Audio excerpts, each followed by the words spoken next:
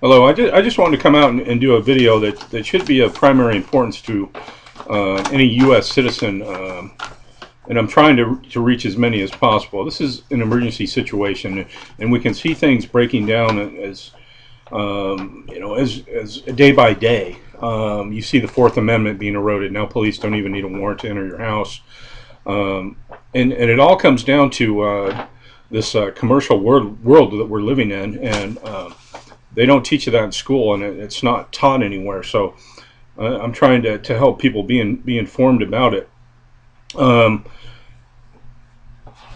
How it works, basically, if I can kind of put it down into really quickly, an area, or make it understandable. Is that the United States Corporation was bankrupt, and really from the beginning, about 10 or 11 years after its inception. They couldn't pay their debt, so they went to the international bankers and tried to get some loans so they could pay their debt, so they could be a country that would pay its bills, and of course then they could trade with other countries, and so they went to the international bankers. Now it's called the International Monetary Fund, and they asked for some loans. Now these people will loan you money just like they do any third world country, but you have to put up collateral, and they enslave you when they loan you the money. That's how it works. They loan you money, they bail you out, but then it's really impossible to ever pay it back. For one, because it's made up debt, and if you borrow a dollar, how are you supposed to pay back $1.50 when they only gave you $1 to begin with? So it's just imprisonment. But so anyway, we fast forward up to the bankruptcy of 1929 and the inception of the Federal Reserve Act, where all the gold and silver currency, our dollar used to be backed by gold or silver. $1 was equal to an ounce of silver, I believe, or a certain amount. But when the Federal Reserve System came into effect, you had to take all of your gold and silver notes to Federal Reserve Bank. In exchange, they gave you a Federal Reserve note, where we think of as dollar bills today. And as the collateral for doing that, they had already put up the sovereignty of the federal government, and they put up the sovereignty of the states, and all the land titles, the allodial land titles. They already owned all that, and and then they needed to come up with some more collateral. So what they did is they collateralized your labor, and how they did that was with the Sherper-Towner Maternity Act, where they enacted that you had to have your child in a hospital, for safety reasons, and they wanted everybody to get a birth certificate. I'm being very general here. So people went along with it, and I'll say we get a birth certificate without telling people, here's my birth certificate, and it's on bond paper. I have this handy. What they did is they actually turned it into a bond and say, hey, this guy's I'm going to make about $3 million approximately over my lifetime. So they took your birth certificate and they turned it into a bond. And at the same time, they turned it into a trust account through the Internal Revenue Service, which handles the trust, which handles all the paying back of the money that your entity makes through its lifetime. So they took that to the International Monetary Fund, the bond, and they put it up as collateral for $3 million worth of credit, which could be hypothecated 10 times or infinity, which is why we're in so much debt today. But so your birth certificate bond is traded on the international stock market. Now, if you were to get the original one back, you could see on the back it would be stamped of all the banks that held it as collateral. So that it's traded. Mine is actually, I've looked it up, it's held in a fidelity bond through a fidelity trust, which you can kind of look it up. They pool them together, and they sell them as mutual funds. So what they also do is, this is like the title to your car, the title to your body. And whoever holds it, they want to be guaranteed that they're going they're going to earn a certain amount of revenue off the bond that they purchased. Okay, so it comes with they insure it, and it's called like a death insurance, like life insurance. It's insured. And now, how does the U.S. corporation make money off your bond? See, because you're the trustee of this big trust that includes everything, it's hard to explain, I know, and I hope that people are getting what I'm saying. But everything in the United States is included in this big trust, and the only one that can access the trust is the human beings, you and me, trustees.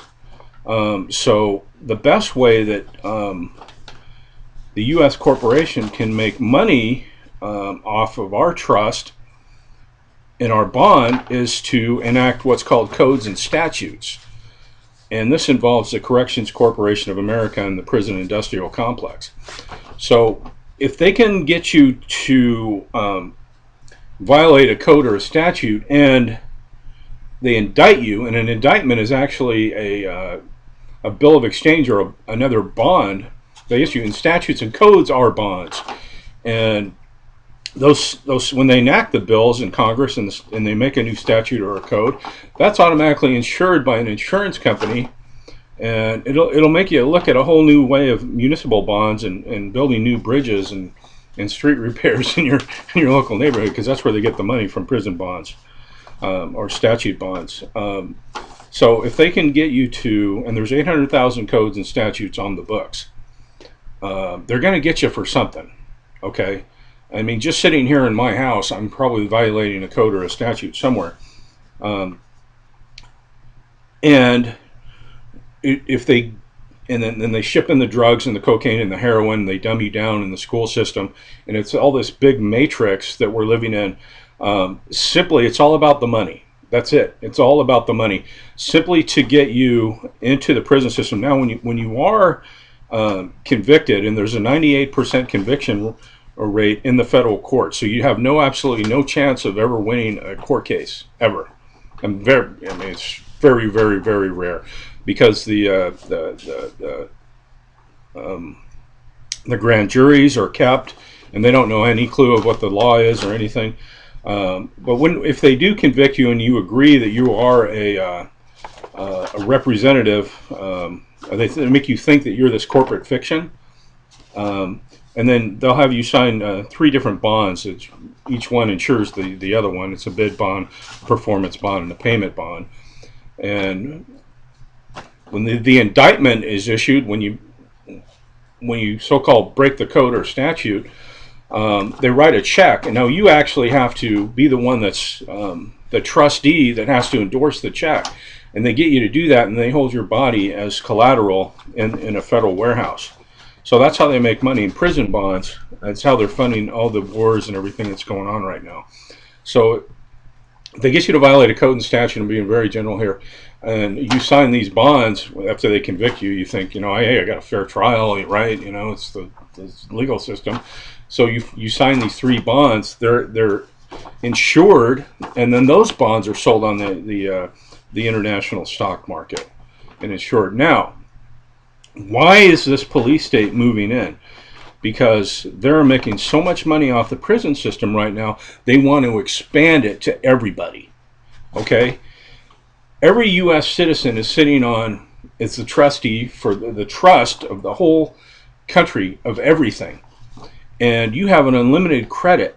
So the worst like code or statute you can get, they can get you to violate and agree that you'll be the surety for the straw man trust, the more money they make. You see, that's why all crimes are commercial. There are no everything is civil. That's why there's a dollar amount attached to it. Like murder goes for $4 million, and rape goes for $3 million, and so if they can get you. And drugs are the big one, and that's why they enacted all these 3 strike rules and everything. They want to get you into the prison system. Now, if the United States corporation defaults on their money, And your birth certificate bond is out there, and whoever happens to own it, and most of them are owned by the Chinese, the Japanese, and international consortiums and bankers. Now, if they need to be paid back, the only way the U.S.